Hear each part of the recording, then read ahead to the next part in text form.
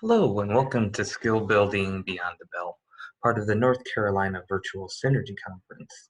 My name is Fausto Lopez, coming from Chicago, Illinois, and I'm here representing Beyond the Bell at American Institutes for Research.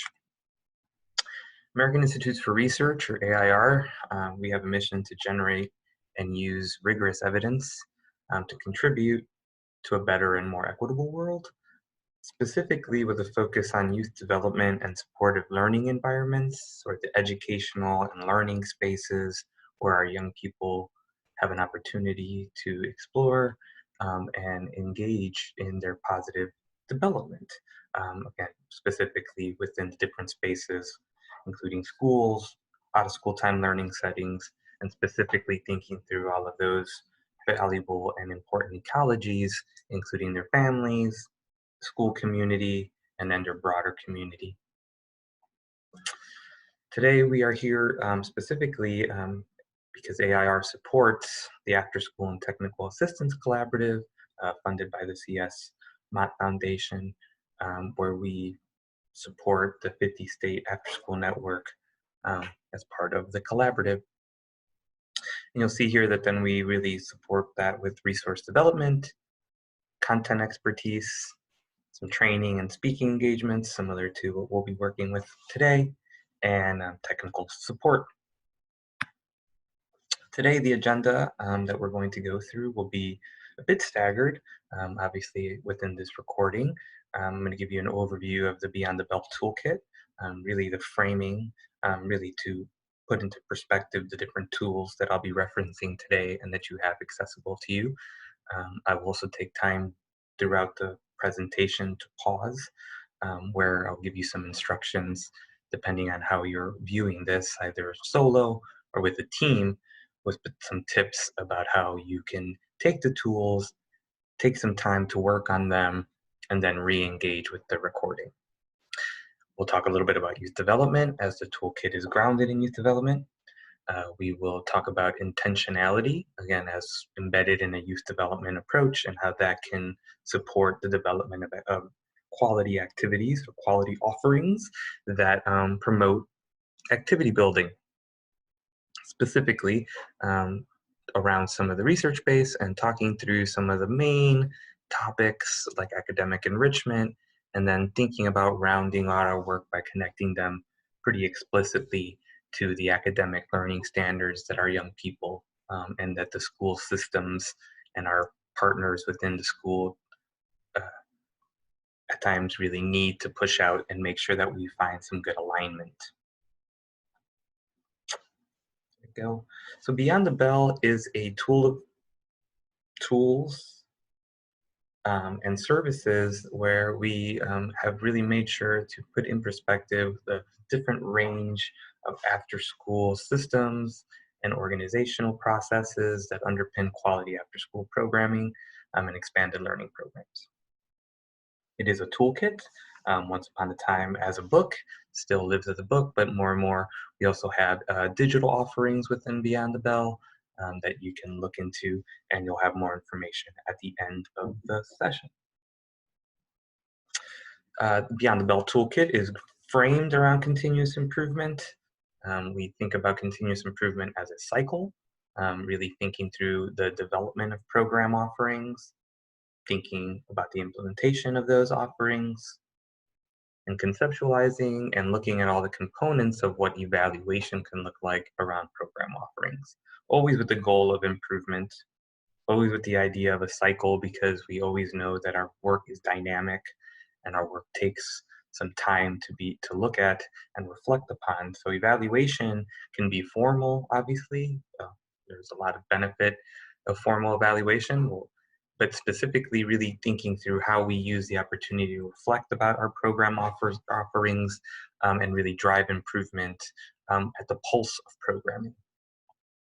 And we look again to really make this dynamic, because our programs are dynamic, our young people are dynamic, and we need to know that as soon as we are thinking through stuff, putting it into play, that we are creating checkpoints to see how things are going. So the toolkit is grounded in the concept of continuous improvement, and it is framed around youth development approaches to working with young people and structuring our spaces, our programs, potentially our virtual engagements now around promoting, again, safe environment for our young people, really pulling the psychological lever of engagement, of thinking that we really need to make sure that there are these key components to safety, and making sure that we are providing them before we can understand that our young people can fully engage in what we're looking to do. We need to provide supportive environments, positive interactions with their peers, with adults, challenge them with skill building, push them with encouragement, think through the flow and the sequencing of our work in different domains. And at times, those middle pieces are collapsed to say safe and supportive environments, really at the point to get them to the pinnacle of this pyramid of youth engagement, to really say that at the top there are practices, strategies, ways of structuring your offerings and activities to make sure that young people are fully engaged and are potentially engaged in planning, have good authentic choices and opportunities to reflect on what they're doing. So just the way that we talked about continuous improvement at the program level, we're looking to make sure that that evaluation, reflection, crystallizes learning, and it crystallizes making sure that we're moving up that steep pyramid. And this pyramid is a product of the Weicker Center for Youth Program Quality. They have been pushing out the understanding of quality programming, and their youth program quality assessment is framed around this pyramid specifically and these domains. And so if you have done any work with them, it might be familiar to you. But at the end of the day, this is what youth development as a framework looks like. But at the end of the day, it also, what does it mean? It means that we are on the hook for fostering the positive growth of our young people, of our participants, that we are building on their strengths, that we're looking at our young people as assets, and really making sure that we, as the adults in the room, are figuring out ways to leverage those relationships and really reframe deficit mindsets to make sure that we are promoting the best for our young people, that we're really addressing their developmental needs. And fundamentally, that means that we are aware of their needs, and then really pushing ourselves to say, how do we leverage that information or data on our young people to leverage and get into these developmental relationships so that we can build on their strengths. So here we're going to take our first pause. We're really wanting to make sure that we are mimicking this reflective, continuous improvement. And so we're going to use our first tool from Beyond the Bell here. And this is going to be an opportunity to pull out tool 63 that you have available to you. Think about, again, you might be doing this alone. You might be with a team. Depending on how you're processing this work, this tool specifically as a checklist is meant to operationalize the youth development pyramid or the youth development approach. And you're going to see that it is divided across different domains that will help you think through the various constructs of youth development. And this is, again, for your team or for yourself, can be used in various different ways. For now, we're going to get you to just have a conversation starter. So this should be for yourself. You're kind of, again, self-assessing how you think program addresses these things. And you'll see that there's yes or no or in progress. And this is meant to just be a baseline. So you really just want to think through them, be thoughtful. You have some time. You're going to go ahead and pause it whenever you want to get started. And when you're done, you want to share with either teammates, if possible. If you're doing this alone, just think through and you can make some notes to yourself about all your no's. Maybe circle all those yeses and celebrate those yeses. And after you hit pause, I'll readdress kind of maybe some next steps with this work. So go ahead and hit pause and go ahead and self-assess using tool 63, thinking through youth development principles in your program.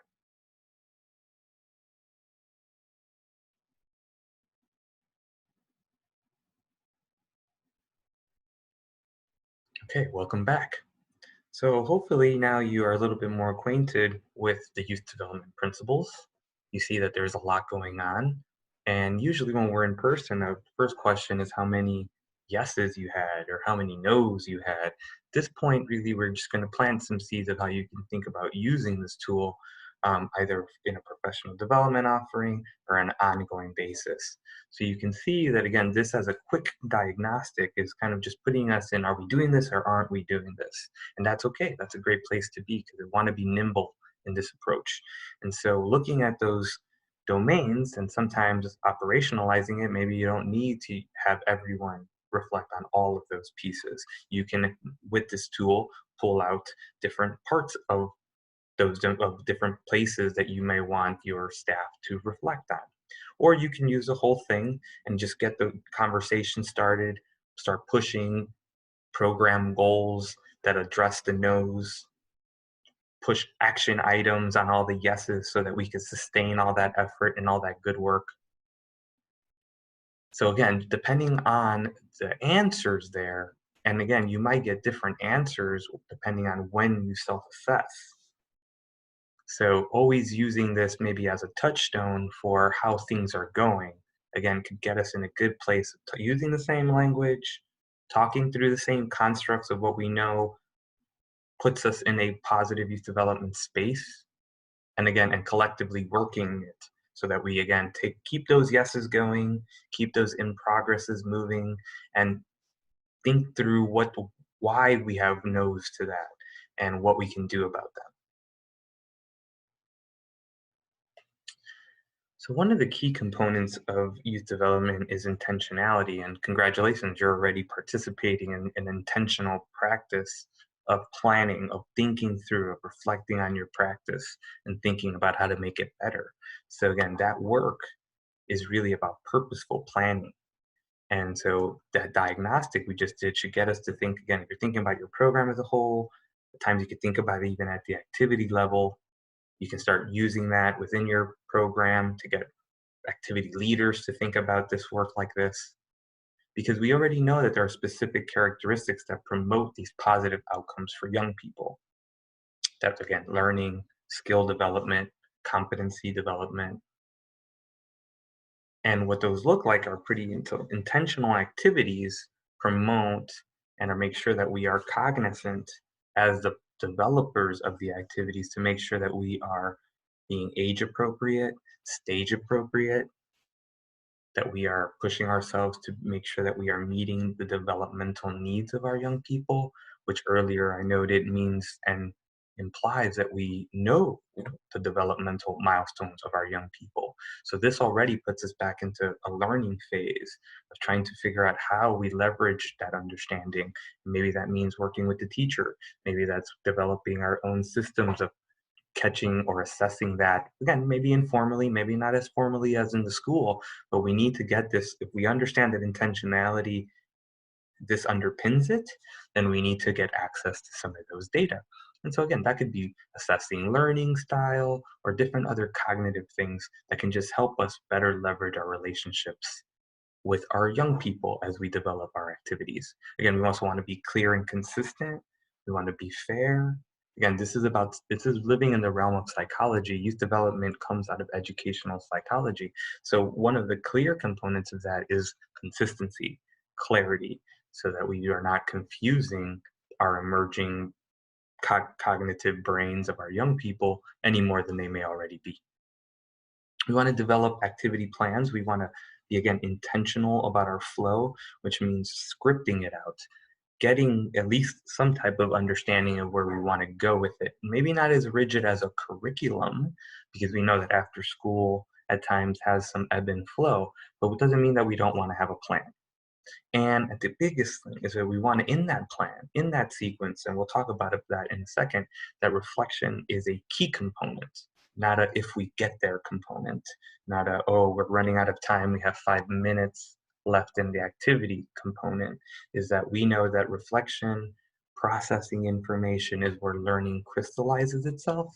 And in that, we need to make sure that it is part of the activity flow, usually living at the end or maybe sprinkled throughout the activity offerings to make sure that young people have opportunity to reflect on what they're participating in or learning. So what does that look like? The research has been pretty clear. and they have synthesized it. And so this comes out of a big meta-analysis. I'm sure some of you may have seen this over our years in out of school time, because it's become, again, it's caught on as an easy way of thinking, of checking ourselves on our intentionality. So we need to make sure that we are sequenced in our offerings, that there is, in a way, a sequence flow, that we know that the learning to be developmentally and age appropriate has some type of scaffolding to it, that we're not just jumping in, we're framing the why, we know that, again, since there is a scaffold, we need to provide them with some primers, getting ourselves to the final product. It has to be active. And again, out of school time has always been really good for that, because we know that learning after days in school or days looking at a screen, we want to activate the body, the physiology, the brain, to make sure that we activate the learning, more hands-on, project-based service, um, projects, experiments, things that allow application of learning, so that we always get into that, why do I need to learn that at school? We can apply that into the work and get them to really understand the value of what they're learning. Now, this is a big one. This one comes to us and pushes us back into intentionality. Focus. We need to be focused on which skills we are focusing on. We're going to get into that in the next section, really being clear about the various frameworks that, again, are both have emerged as being great ways of saying this is exactly what we're looking to do. So in my sequence, I need to make sure that I am pushing these skills across them. So that means that we, as the developers of activities, have to be very clear about these skills or these frameworks or these competencies, to know that we really are, how do we develop our activities to reinforce them or push them to the overall mastery of some of these skills. But that takes a sequence. And the E then talks about being explicit about what we're trying to do. And so this really means that we really are also trying to build both the adult vocabulary and youth vocabulary about what are these skills and what are our outcomes that we're shooting for. And so this, again, takes back to just making sure that we are reinforcing the language. We are being explicit about, if we're working on self-management, that we're reinforcing what that means to the young people, what that means even to the staff, so that we understand more and more that at the staff level, we can then recognize that it's happening in program, or that we're making strides, or that we have to make some changes to make sure that we're working towards that outcome. We'll talk about that in a second when we get into the frameworks. But SAFE just puts us in a place of checking ourselves whether or not we're doing these things, so that we make sure that we are setting the proper foundation for learning, or the on-ramp, let's say. So what are these frameworks you keep talking about, Fausto? So some folks are talking about, again, we have the 21st century skills framework, really thinking, again, there's various different competencies that underpin what we understand the 21st century learner and worker are going to have to need to be fruitful in their work moving forward. And again, things like critical thinking, global awareness and competencies, broader accountability. Then you have your social emotional competencies that are let's say, the outcomes, or can be the outcome of social and emotional learning, which is the process of acquiring these or crystallizing these. And we usually manage these as like the Castle 5, but you'll see we're going to talk about that framework in a second. And really what we have is self-awareness, management, relationship skills. We'll talk about the others in a second. And then you have all these other non-cognitive skills, different terminology that folks have been throwing around over the years: habit of mind, how you're thinking, which really underpin broader core academic content. Resilience, we have grit, self-control, growth mindset. Different folks throwing around different terminology. There are different frameworks. At the end of the day, to be intentional, we have to know that we are aligned to one. If you're going to align to all, then that's going to take a different type of mapping and a different level of intentionality. So we'll talk about that in a second as we kind of get into some of these skill frameworks. So here already, you might already be working within the framework. You may be already comfortable, again, in what we call the Castle 5 here. Again, they were really the forward thinkers, putting in perspective in the formal school environment the idea of what the product or the outputs of social and emotional learning, again, the process which again, children and adults push themselves through the acquiring of these skills and competencies. So the five that we usually talk about as associated with Castle's framework are self-awareness, self-management, social awareness, various different relationship skills, and then all of those different underpinnings and things that we need to think to make sure that we are applying responsible decision making. You may be already working with this one. This is one of the most familiar to folks. We're going to talk about also 21st century skills, and we're just going to introduce these because, again, depending on what you're already working with, the next tool that we're going to introduce is just going to ask you to focus and be explicit about any of these.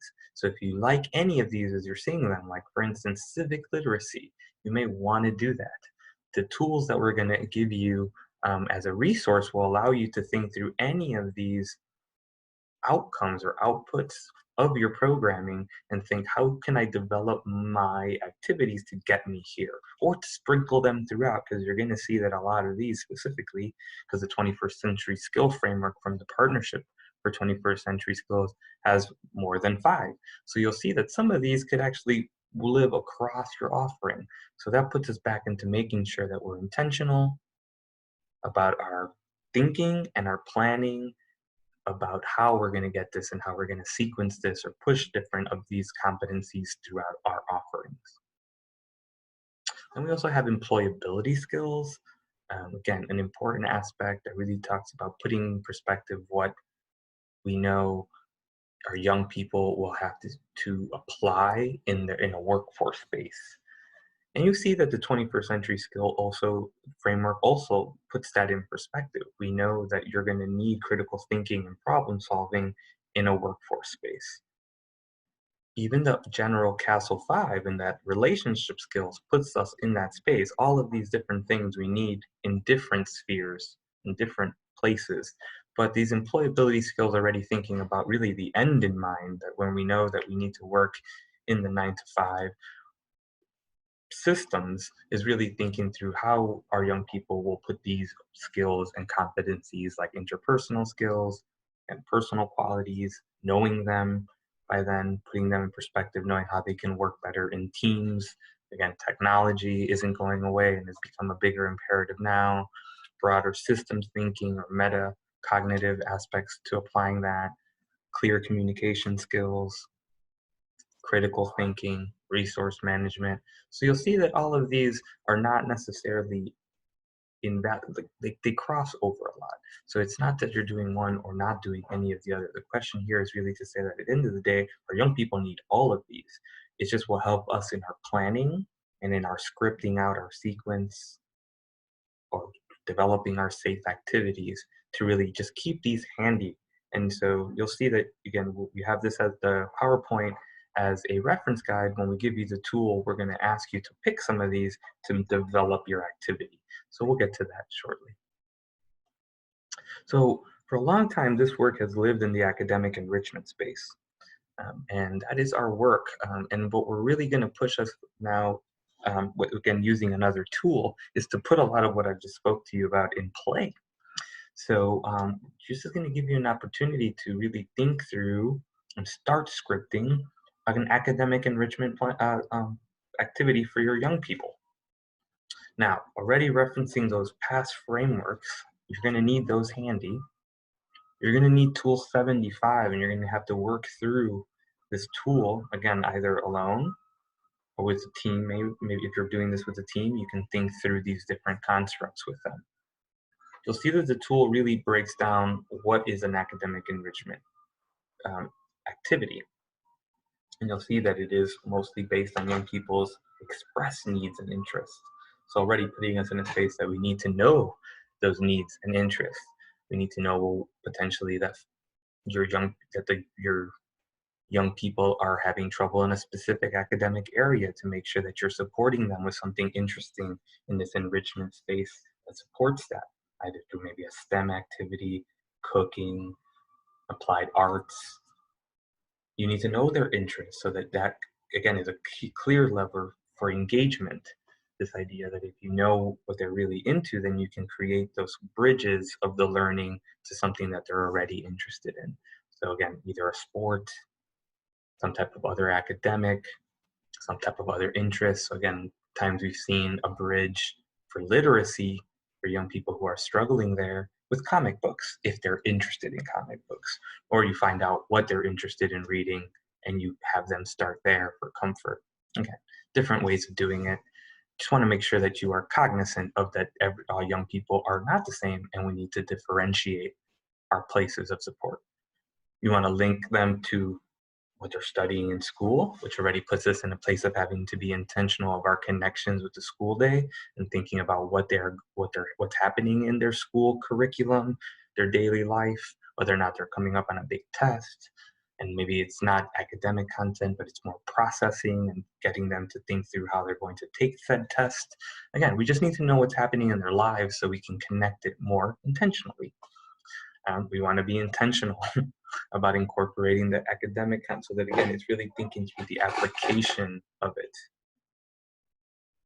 And we really also want to make sure that we're putting ourselves in a quality space, which then goes back to like, are we hitting all those youth development? So the activity itself and your sequence can be great, but we cannot, that's where we have to also check ourselves on the youth development approach to say, are we doing this with quality? So we may just be rushing through something and we might be missing something. So this is where one of the other tool that was we started today, that youth development checklist can help us support in an ongoing way how we are implementing our amazing academic enrichment activity that you will be designing. So here I'm going to go ahead and pause again. Again, I want to make sure that if you're doing this by yourself or even with a team, you want to pick a topic. When we do this together, we usually do this out of a hat and we give you chess or we give you capoeira or we give you cooking. So you can live in something that you're already offering and work through the prompts in the tool 75, you'll see that it's going to give you various opportunities to just be, again, intentional about your explanation, defining the why you're offering these things, and really pushing yourself to script this out. And this tool is really great for both new staff members or, or existing staff members to really just take even something that they've been doing for a while and really put it down on paper so that at the end of the day, they're ready to implement it. And if by any chance they were ever to leave the program, then you also have a really great, just solid tool that is scripted out for a great academic enrichment offering. So I'm going to go ahead and stop talking, and you can go ahead and pause now and pull out tool 75, the academic enrichment planning tool. Pick a topic or some type of activity to work through with you by yourself or with your team. And you're just going to go ahead and work through those prompts. And when you're done, again, take your time. There's no rush. Work through it because this same topic, I'm going to introduce you to another tool that you can then also take to the next level, let's say. So go ahead and pause it and take your time, and I'll be back shortly.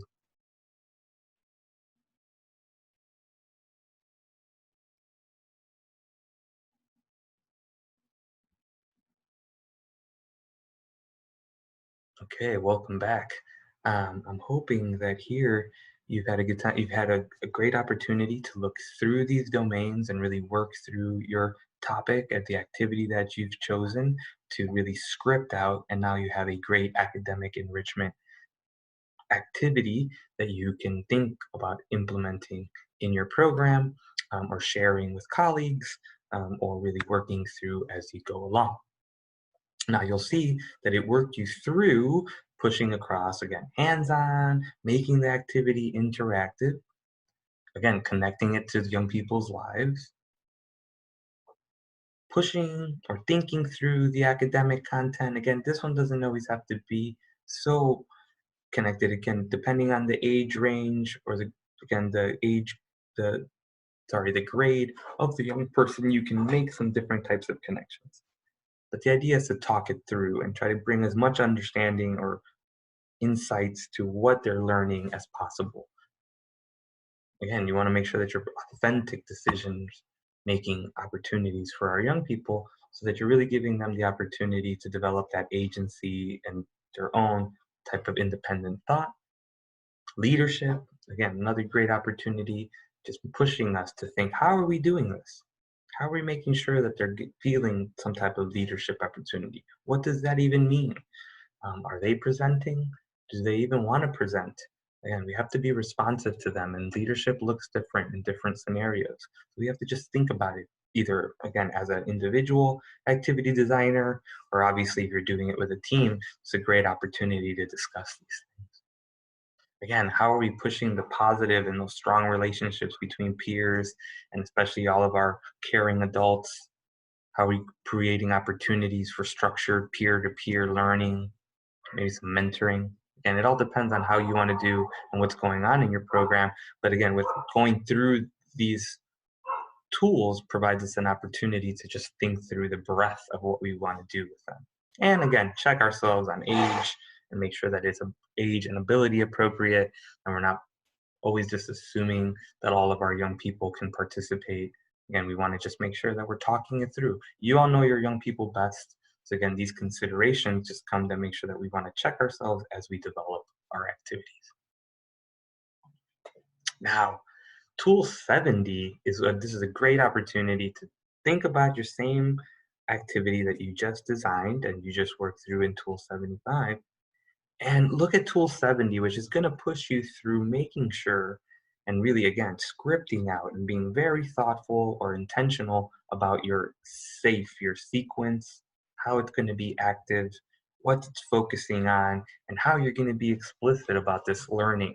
And then also how you're going to connect it back to, again, their real world learning. Now, these tools, you'll see some of them you might have in Tool 75, some of the answers could be maybe transplanted. If you're doing this digitally, could probably even be cut and paste into some of the fields of Tool 70. And that's okay. They were meant to kind of bleed into each other, to inform each other.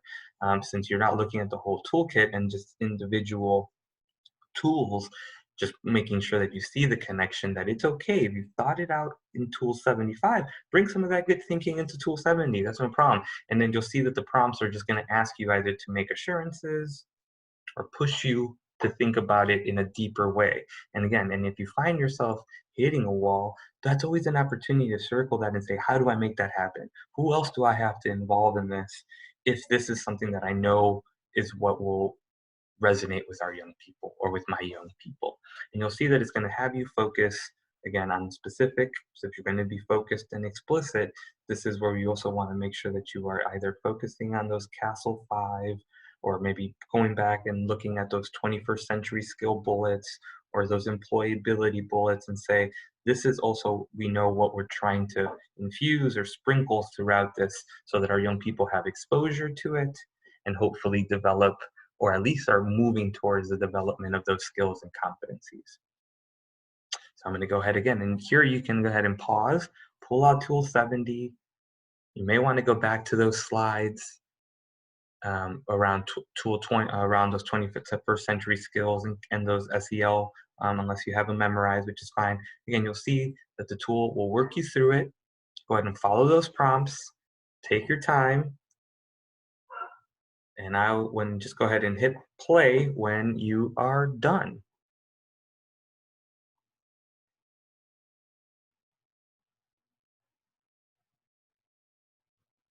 Okay, welcome back. Here we are. Now you see that this tool specifically, all these tools have been pushing you to be intentional about your program design. The next step, I would say, based off of the output or the product that you have in front of you from working through those Tool 75 and Tool 70, which now should give you a really great framing for, again, a sound, really well-rounded quality offering that promotes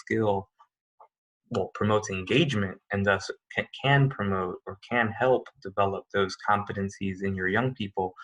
You really want to now maybe take the opportunity to look at Tool 53, think through the exact same activity that you had there, and really push to say, at the end of the day, we know this is where, again, the age and developmental appropriate piece can come in, where you know that you were designing this and you were looking at it for fifth graders.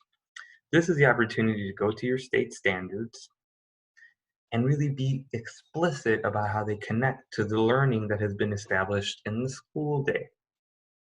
And this one is really great, again, as almost a crystallization of the activity, because those standards don't always change. They pretty much stay about as prior to the Common Core, which you see here on the screen. They weren't touched very much. So this idea that once you kind of do it, it can kind of live in a good as a good resource to say cooking hits all of these various learning standards. And you'll see the Tool 53 gives you the opportunity to take your activity. Again, you're going to have to go and look at your state standards. Again, if you're working with fifth graders, you want to look at fifth grade learning standards. You want to look across the breadth of those standards in your state, so not necessarily just math and ELA, but all of the various standards, and see how all of your one activity can support the learning or the applied learning across all of these learning standards. Now, this one, again, you may not do today, but if you want to hit pause as you look at it, so you want to reference Tool 53, but it's really an opportunity that when you are working with your team and developing the academic enrichment tool or safe activity, that you really then, after you've done that work, you can go back and as a final step, really just see how many different learning standards underpin what you're already doing or what you're designing. So for that, you will have to go to your potentially to your state learning standard website. You could do that today, or again, you can do that as you really look at your actual activity designing when you're doing that either with PD or when you're doing it in some type of structured planning with your teams. But again, it's really just a final step to really help both even our school partners or other family members to understand that at times that cooking isn't just cooking, cooking is applied learning. And just knowing that it underpins various different standards in math, different standards in life skills if you have those type of standards, then again, it could always help make sure that we prioritize these type of applied learning activities um, to take some pressure off of the rigor of academic learning. And in this virtual space, these type of things can actually, in the applied way, can help us maybe get a little less screen time. So here again, you can either pause and look at Tool 53, take your activity from Tool 75 and 70, and you might have to open up another tab here and look at your state learning standards and work through Tool 53 either again at your pace to maybe just see the connections if you want to do it quickly, or if you want to take your time, you can be exhausted about it. And again, if you're doing it digitally, you can see that a lot of cut and paste can happen, and you're really just putting out the different age ranges depending on the grade levels that you're working with your young people. So you could see, depending on what age level you're engaging, this tool can be filled out obviously in many, many ways. So go ahead and pause now, and if you go ahead and work at that at your own pace, and just go ahead and hit play when you're done.